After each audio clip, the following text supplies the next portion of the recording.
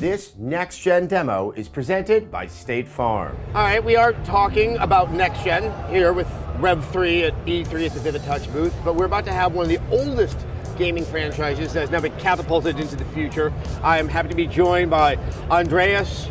Oh, you're for us. Of course it is. You're at Machine Games working on the new Wolfenstein. Thank you so much for your time. Thank you for letting me be here.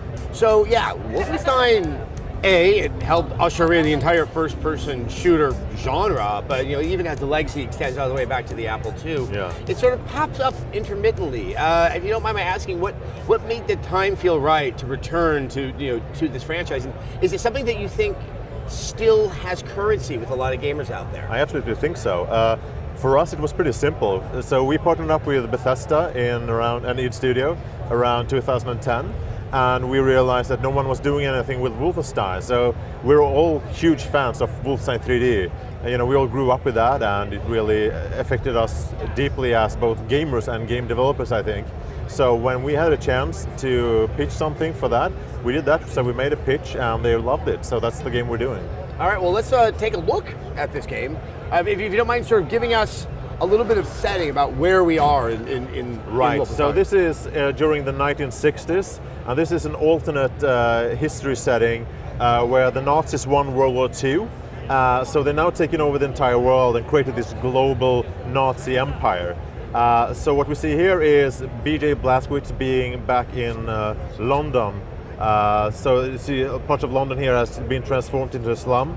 And over here you see a lot of downtown London has been completely leveled and replaced with this monstrous Nazi architecture. And also I was knowing there's also should be monstrous robots. I mean, yes, it's an alternate future, but I mean, is the winning of the war have something to do with a level of technology that shouldn't be existing? That's very much like one of the mysteries of the story that you need to find out by playing the game. But yeah, we have the robots, we have the towering Nazi robots. We play a lot with the retro sci-fi themes that we can have in the 1960s. So we do that with both enemies and setting and weapons. So if you go back and you play Wolfenstein 3D, one cannot call that one of the deepest games. It was a technological marvel for its time, but obviously there's the character of Blazkowicz. Storytelling in games has changed so much. So what do you hold on to, and what do you have to start to invent for yourself within the world of Wolfenstein? Yeah, that's how we started out on this project, by going back and looking at what is a Wolfenstein game. And for us, it is the intense, immersive action.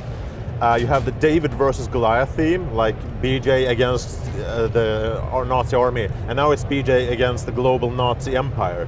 And you also have the general sense of weirdness you get from exaggerating the most bizarre elements of the Nazi party, like the larger-than-life leaders, the strange technology, and all the weird experiments and things like that. I think I just have to ask you now, like, what is sort of like your sensitivities? Obviously, the actual Nazis did terrible, horrible things. Yeah. Genocide in Europe.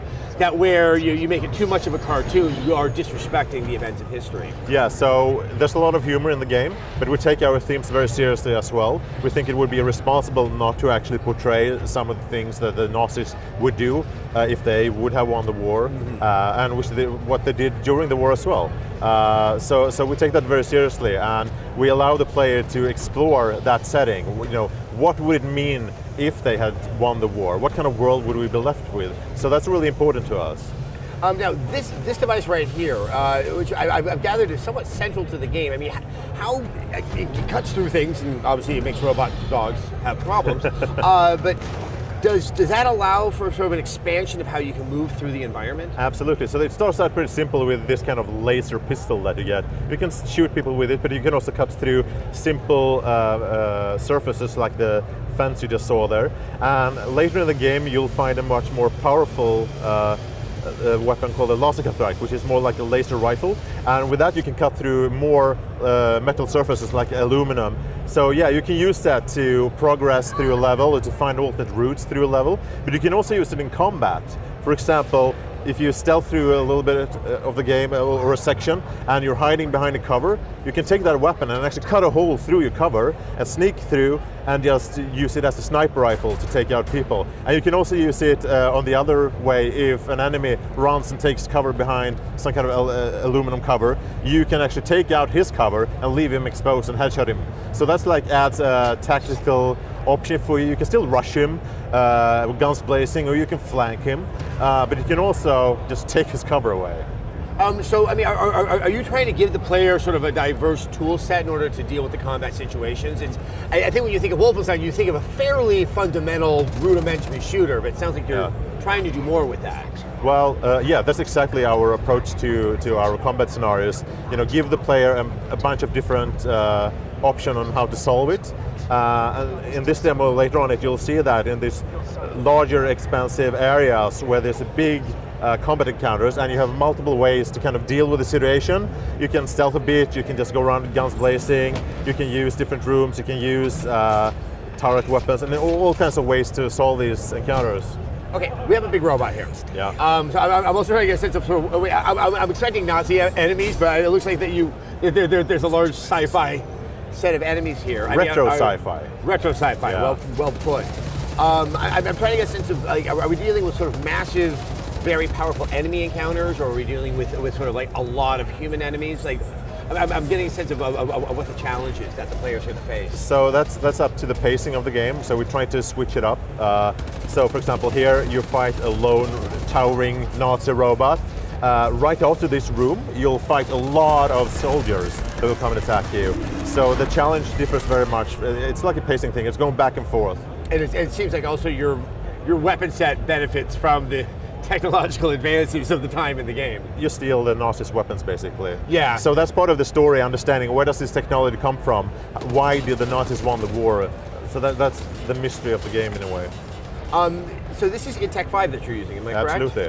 What is that sort of allowing you guys as developers to play with that, you know, say in Tech 4 would not allow you guys to so have? we can make incredibly detailed environments. We can make each pixel of the game unique.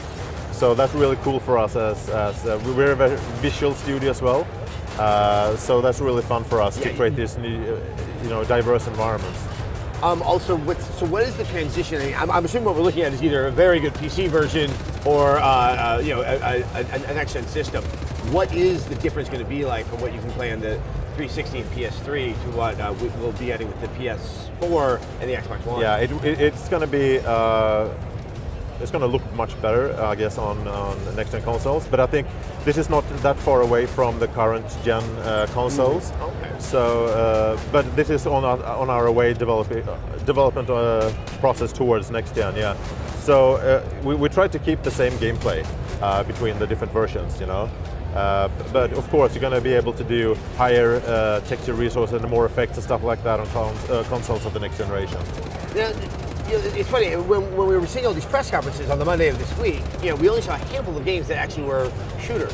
And there seems to be a lot of tension about whether or not we want to see a lot of shooters in the future and where can we take it. Yeah. I mean, this is obviously something that you guys might be very sensitive to. I mean, if you were to take kind of a global view of where you, maybe with your team, are evolving the first-person shooter franchise. I'm curious to get your thoughts on that. So we try to combine the best of old-school shooter design with the modern-day school of design. We think there are certain things that were kind of left behind when it comes to design principles that we think that maybe they shouldn't have been left behind. So we bring them back and we marry them to like the modern school design, and we try to create. What are those old concepts that you think we've abandoned unfairly? Okay, so a good example is our health and armor system. So we bring back the 100 health and 100 armor, and because that creates combat scenarios where you need to be more careful, and every combat scenario, even if it's big or small, matters, because health is a resource that you need to take care of.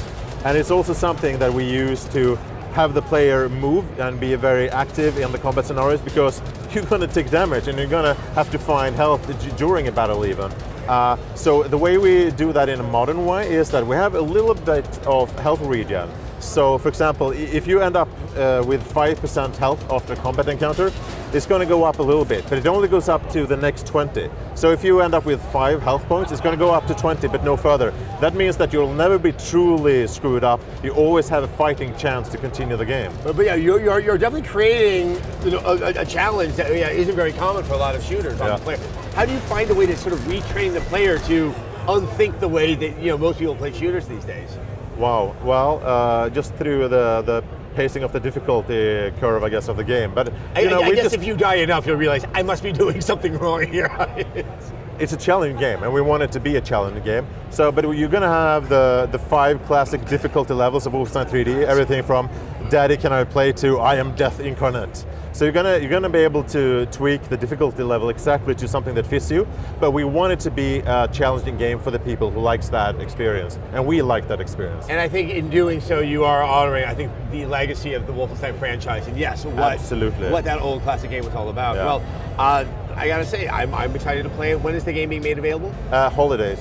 Holidays? Well, I look forward to playing that. I know, as we said, PC, PS4, Xbox One, Xbox 360, and PS3. That's true, yeah. All right, That's well, great. Well, thank you so much for your time. Thank you. Look forward to talking to you again. Yeah, thank you.